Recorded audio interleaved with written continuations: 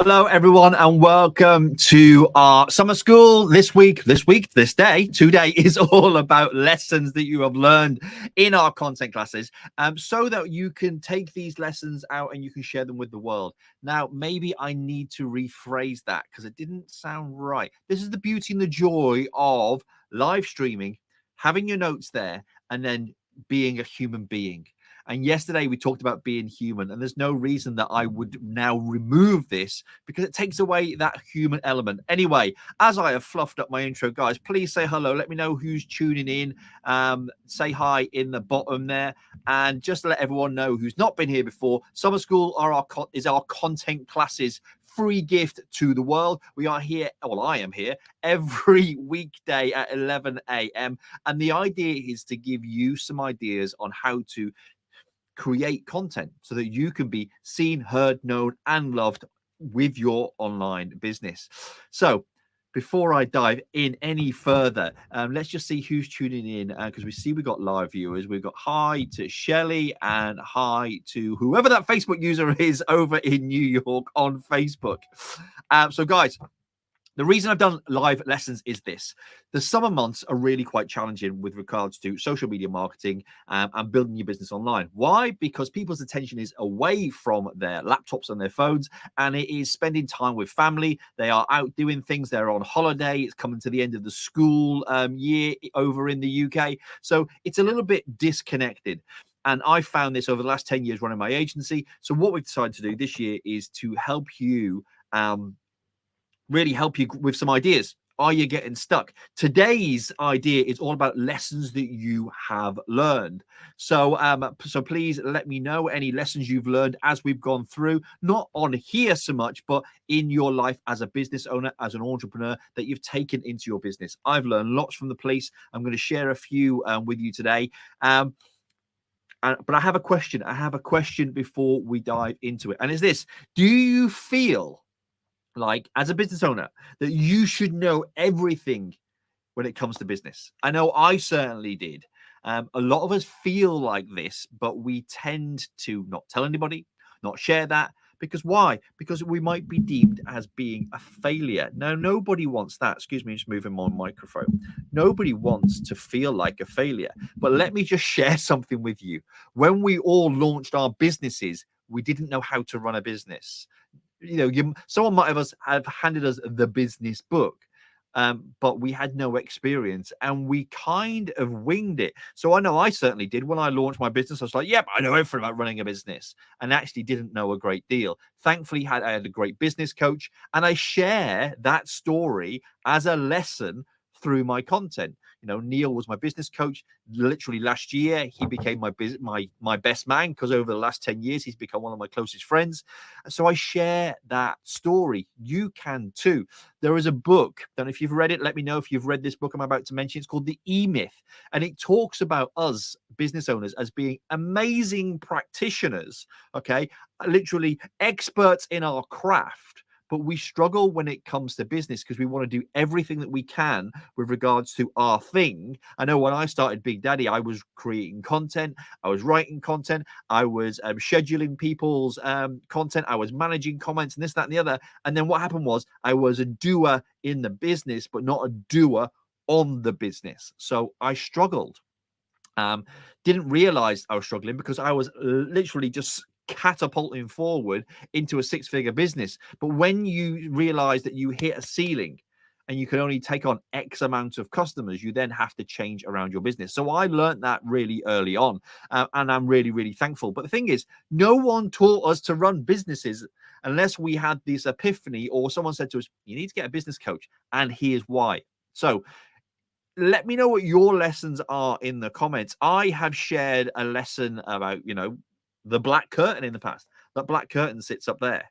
That black curtain sits there as a reminder. Let me know if you've black curtain story in the past. Basically, what the black curtain story is, this is the black curtain used to be my backdrop. And when I started Big Daddy 10 years ago, I struggled to make content because I was worried about the backdrop. Did it look cool? Was it YouTuber-ish? I mean, what I've got now isn't YouTuber-ish. It's just a little bit fancy. And in more than anything, that behind me creates backlight so that I actually stand out. That's the only reason. And I've got decent lighting here, and I found a live streaming platform. So the black curtain stopped me, but actually it didn't. It was my mindset. I got in here. So your challenge today is to identify some lessons that you've experienced and have taken you from maybe a bit of a negative place, or might even be a positive place, something that you've learned really quickly that's helped you, and you can turn it into a piece of content. This type of content bodes really well, in my opinion, for two styles: long form video, okay, or a blog.